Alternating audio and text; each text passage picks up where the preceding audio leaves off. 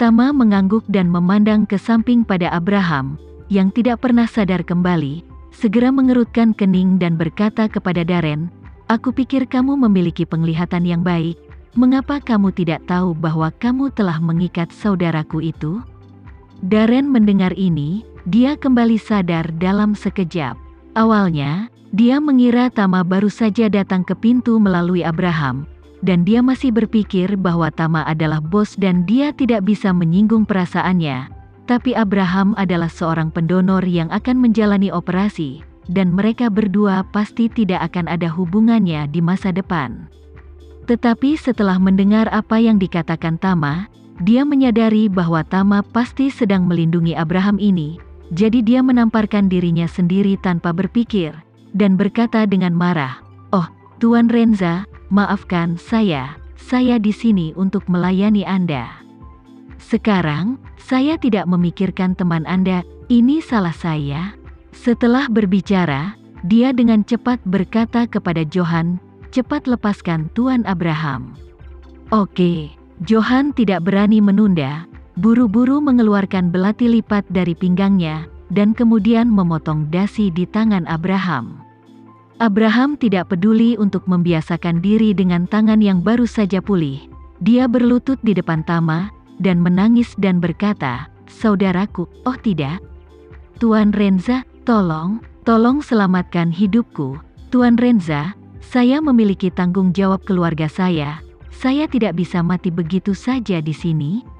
Tama mengulurkan tangannya untuk membantunya berdiri, tersenyum sedikit, dan berkata dengan serius, "Saudaraku, jangan khawatir, kamu dan aku ditakdirkan untuk datang ke Meksiko kali ini. Sekarang kamu sudah mendapatkan bantuan, jadi kamu tidak perlu khawatir tentang keselamatanmu." Abraham tergerak, dan itu lebih tentang sisa hidupnya setelah bencana itu. Itu mudah, meskipun dia menangis, dia masih tidak bisa menyembunyikan kebahagiaannya dan berkata kepada Tama, "Terima kasih, Tuan Renza. Terima kasih, Tuan Renza." Darren yang berada di samping buru-buru tersenyum dan berkata, "Jangan khawatir, Tuan Abraham, karena Anda adalah teman Tuan Renza. Itu adalah tamu terhormat kami di sini. Hal-hal sebelumnya adalah sebuah kesalahpahaman. Jangan ambil hati, saya jamin Anda akan aman setelah ini." Tama bertanya dengan rasa ingin tahu, "Darren, aku ingin tahu, apa yang akan kamu lakukan di samping orang yang akan menjalani operasi?" Darren tersenyum dan berkata dengan hormat, "Tuan Renza, deposit pihak lain telah dibayar dan keluarga telah setuju untuk membayar sisanya setelah pergi ke meja operasi. Kami akan membuka rongga dadanya, lalu menunggu 2 jam lagi untuk menjahitnya, kemudian mengirim orang itu kembali ke AS dan memberitahunya bahwa operasinya selesai. Jika dia tidak enak badan, mungkin tubuhnya belum beradaptasi dengan hati yang baru. Dan masih ada kemungkinan reaksi penolakan tertentu. Selama dia bisa kembali beristirahat dengan tenang selama setengah bulan, dia pada dasarnya bisa pulih." Tama mengerutkan kening dan bertanya, "Pihak lain memberimu semua uang, berlari dan ditusuk dengan sia-sia lalu kembali? Bukankah ini sedikit terlalu banyak kerusakan?" Darren berkata dengan serius, "Tuan Renza, dalam hal ini, mari kita buka." Rongga dada tidak bergerak sama sekali, dan sangat menarik untuk menjahitnya lagi. Kalau kita ganti rekan lain, mungkin setelah membuka rongga dadanya, dia tidak hanya tidak akan diberi hati yang baru, tetapi dia juga akan bisa bergerak dengan lancar. Dia memiliki masalah ginjal, hal semacam ini tidak dibuat-buat oleh saya, itu benar-benar normal di industri kami." Tama mengangguk dengan senyum setengah tersenyum. Benar saja, mereka adalah sekelompok orang tanpa moral dan kemanusiaan. Tidak masuk akal membiarkan orang ini terus melakukan hal-hal buruk. Memikirkan hal ini, Tama memandang Darren dan bertanya, "Kenapa bosmu belum datang? Apakah dia terlalu pandai menulis tinta?" Darren berkata dengan cepat, "Jangan khawatir, Tuan Renza, bos kita sedang berjudi di kasino. Tempatnya agak jauh, jadi butuh waktu sedikit lebih lama, tapi dia akan segera sampai." Pada saat ini, 6 tim Juarez telah tiba di pintu masuk desa, satu demi satu dan berkumpul di lokasi yang ditentukan. Sepanjang jalan, mereka sangat hati-hati mengamati lingkungan sekitarnya, namun mereka tidak menemukan kelainan apapun. Dan mobil Juarez, di bawah perlindungan 3 mobil, melaju ke pintu masuk timur desa hanya setelah 6 tim berada di tempat. Setelah sampai, Juarez tidak turun dari mobil, tetapi berkata kepada salah satu pengawalnya, "Vance, pergi dan lihat dulu, ingat untuk merekam video dari seluruh proses. Setelah masuk, biarkan pelindung dimatikan, lalu posting videonya.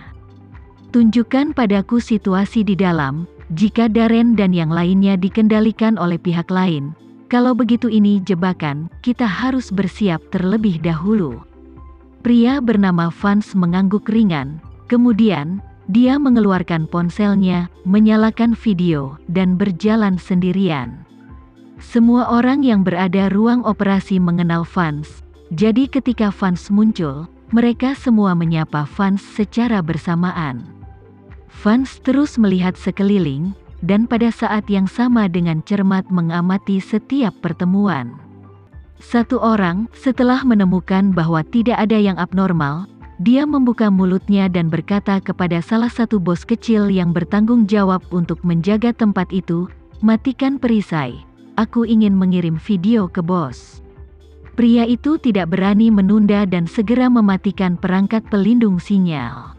Vance segera mengirimkan video yang telah diambil ke Juarez, yang segera mengirimkan undangan untuk video call. Setelah video terhubung, suara Juarez datang, dan dia bertanya, "Di mana nama orang yang bermarga Renza itu?" Vance berkata, "Ku dengar dia ada di ruang operasi bawah tanah." Juarez menginstruksikan, "Turun. Lihat saja, jangan tutup videonya." "Baik." Vance setuju, berjalan ke ruangan di mana pintu masuk ruang bawah tanah berada, dan kemudian berjalan lurus ke bawah.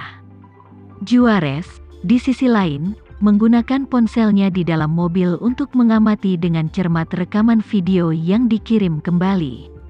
Dia ingin memastikan apakah yang muncul di video itu adalah bawahannya. Untungnya, Tama memang sendirian, jadi Juarez tidak melihat sesuatu yang aneh. Pada saat ini, Vance datang ke ruang operasi bawah tanah, dan melihat Tama dengan ekspresi bangga di depan Darren.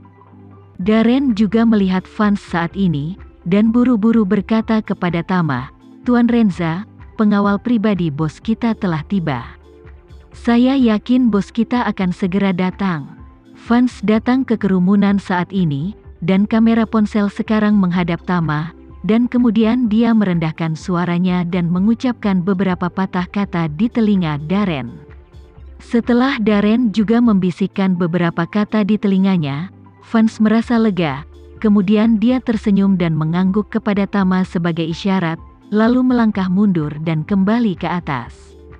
Segera setelah dia kembali ke atas, dia melaporkan kepada Juarez, "Bos, tidak ada yang aneh ditemukan di sini, hanya ada 2 wajah yang tidak dikenal. Salah satunya adalah pendonor yang rencananya akan menjalani operasi lusa, dan yang lainnya adalah apa yang dikatakan Darren. Miliarder itu." Juarez bertanya kepadanya, "Apakah semua orang-orang kita ada di sini?" "Iya bos." Vance berkata, "Tidak ada tanda-tanda perkelahian di tempat kejadian, bahkan tidak ada bau mesiu, jadi pasti tidak ada masalah." Juarez mengangguk dan tersenyum, "Sepertinya orang yang bermarga Renza ini benar-benar pemberani, aku akan bertemu dengannya secara langsung sebentar lagi." Setelah berbicara, Juarez menggunakan radio mobil untuk mengeluarkan perintah, "Semua orang ikut denganku." Tim 1 hingga 3 berjaga di luar ruang operasi, dan tim 4-6 berjaga di ruang operasi. Para pengawal turun bersamaku untuk menemui bocah itu. Balasan konfirmasi dari pemimpin pasukan segera datang. Segera setelah itu, Juarez membuka pintu mobil dan berjalan keluar. Di bawah perlindungan pengawal, dia berjalan menuju ruang operasi. Tepat ketika Juarez berpikir bahwa dia telah menghilangkan semua ancaman dan sangat mudah, dia tidak pernah bermimpi bahwa di langit yang tinggi, drone telah dengan jelas menangkap gerakannya. Ketika Yoshua melihatnya muncul, dia menyadari bahwa orang ini pastilah pemimpin dari seluruh organisasi kriminal.